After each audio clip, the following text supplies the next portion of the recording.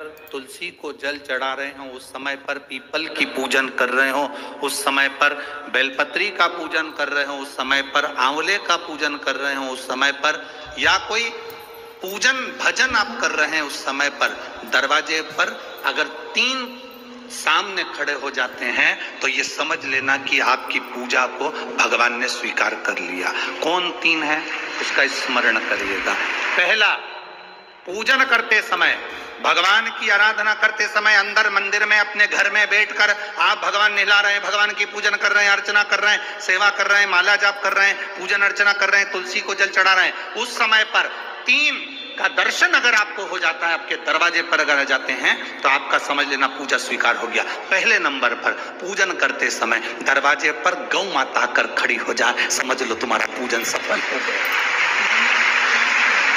आप पूजन कर रहे हैं अंदर से, गाय रंभा रही है, आप पूजन कर रहे हैं अंदर से, गौ माता गौमूत्र कर रही है, आप पूजन कर रहे हैं अंदर से, गौ माता गोबर कर रही है, आप पूजन कर रहे हैं अंदर से, और गाय दरवाजे पर आकर खड़ी हो गई। तुम्हारी अर्चना में, तुम्हारी आराधना में, तुम्हारी साधना में गौ माता तुम्हारे सामने आकर खड़ी हो जाए। पूजन के समय पर अचानक आकर तुम्हारे द्वार पर, तुम तुलसी को जल चढ़ा रहे हो, तुम्हारे दरवाजे पर आ जाए। और मेरा विश्वास कहता है, यहाँ जितनी मेरी जीजियां बैठी हैं, यहाँ जितने मेरे जीजा बैठे हैं, ये मेरा विश्वास कहता है आपके साथ कभी ना कभी ये जरूर हुआ होगा, पूजन के समय पर गौ माता का दर्शन होता ही, ये मेरा विश्वास कहता है। और ये कब होता है? जिस दिन आपका चित्त, मन, वृत्ति भगवान में रमी हो।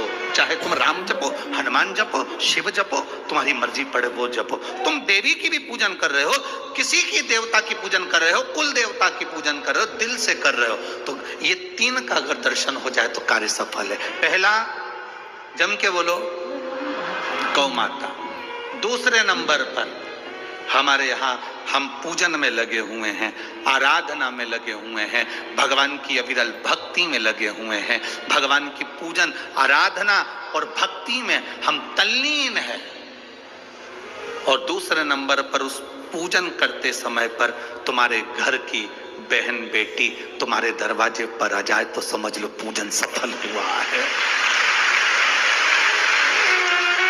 क्या बहन बेटी के आने से पूजन सफल हो सकता है?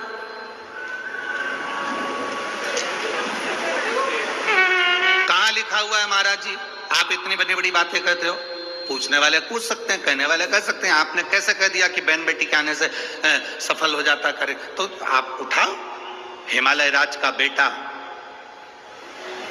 बाणासुर से दोस्ती कर लेता, माता पार्वती का भाई बाणासुर से दोस्ती कर लेता है, और दोस्ती कर लेता है तो उसके चुंगल में फंस जाता है, बाणासुर के चुंगल में भाई संकट में आ जाता है। आज हिमालय राज और मैनावती दोनों बैठकर भगवान की आराधना कर रहे थे, इतने में पार्वती का आगमन हो जाता है। पार्वती ने आते से ही देखा, पिताजी आप आराधना कर रहे हो, पूजन कर रहे हो, किस लिए, क्यों? मैनावती ने कहा तेरा भाई संकट में घिरा हुआ है। पार्वती ने कहा क्यों चिंता करते हो, क्यों चिंता करते हो? पिताजी मैं आई हूं ना, चिंता मिटा दूंगी, चिंता मिटा दूंगी, आप चिंता ना करें। क्या हुआ? बाणासुर तेरे भाई को कष्ट दे रहा। बेटी पार्वती ने संकल्प ले लिया, उस बाणासुर का अंत मैं करूंगी। ना भगवान ब्रह्मा बाणासुर को मार सके, ना भगवान कृष्ण बाणासुर को मार सके। बाणासुर की कन्या भगवान कृष्ण के पास में, वहां उनके पौत्र के पास में गई, भगवान कृष्ण का युद्ध बाणासुर के साथ हुआ, 1000 भुजा, तो बाणासुर को भगवान कृष्ण नहीं मार सके। बाणासुर को ना नारायण मार सके, ना ब्रह्मा मार सके, बाणासुर को ना शंकर मार सके, क्योंकि शिव ने तो वर दिया था। बाणासुर को केवल मारा है तो माता पार्वती अर्ध कुंवारी बनकर संहार कर कर चली जाती।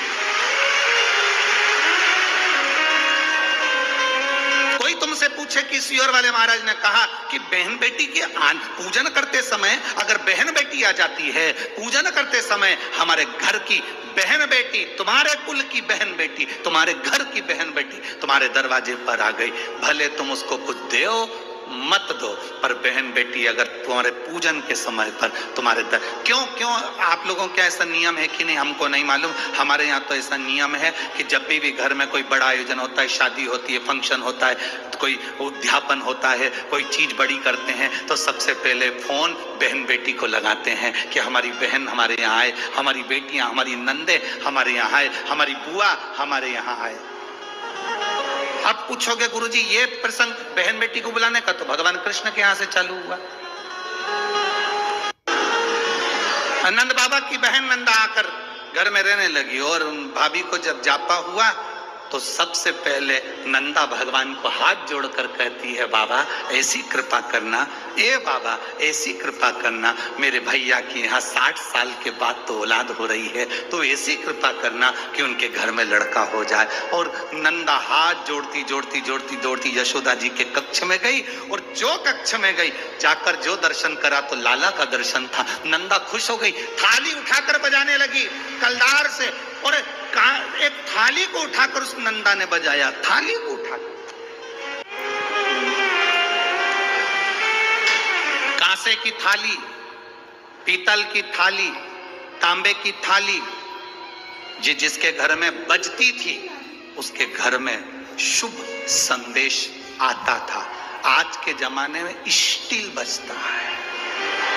अब आजकल के जमाने में तांबा पीतल कांसा बजाते नहीं है। आज के जमाने में तो जरा सी देर में बस बच्चा हुआ है, सूचना मिल गई, बैंड बाजा बजवा दो, ढोल नगाड़े बजा। नंदा ने थाली बजाई थी और फिर आवाज आई थी, नंद घर आनंद,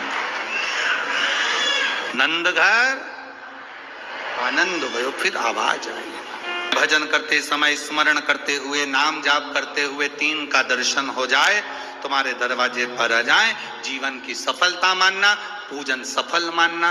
पहले नंबर पर जम के बोलो गौ माता, दूसरे नंबर पर बहन बेटी, और तीसरे नंबर पर हैं संत गुरुजन, जो निष्कपट भाव के, जो तुम्हारे दरवाजे पर कुछ मांगने नहीं आए हैं। जो मांगने आए हैं वो नहीं, पूजन करते समय तुम्हारे दरवाजे पर कोई संत, कोई ब्राह्मण, कोई गुरुजन, कोई भक्त ऐसा आ जाए जो मांगने नहीं आया, फिर बस तुम्हारे सामने तिलक लगाकर भक्ति में डूबा हुआ, भजन में डूबा हुआ वो तुम्हारे सामने आ जाए, समझ लो कि तुम्हारी पूजन सफल हो गई।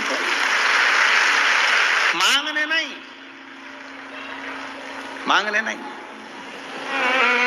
केवल आया, भजन गाया, सीताराम कहा, हर हर महादेव कहा, श्री शिवाय नमस्तुभ्यं कहा, जय श्री हनुमान जी कहा, और वो अपना चले गया। तुम्हारे दरवाजे पर मांगा नहीं उसने। असली संत तुम्हारे दरवाजे पर गुरुजन, ब्राह्मण जन, भक्त जन, कोई भगवत प्रेमी तुम्हारे दरवाजे पर दर्शन हो जाए पूजन के समय पर, समझ लो कि उसने स्वीकार कर लिया।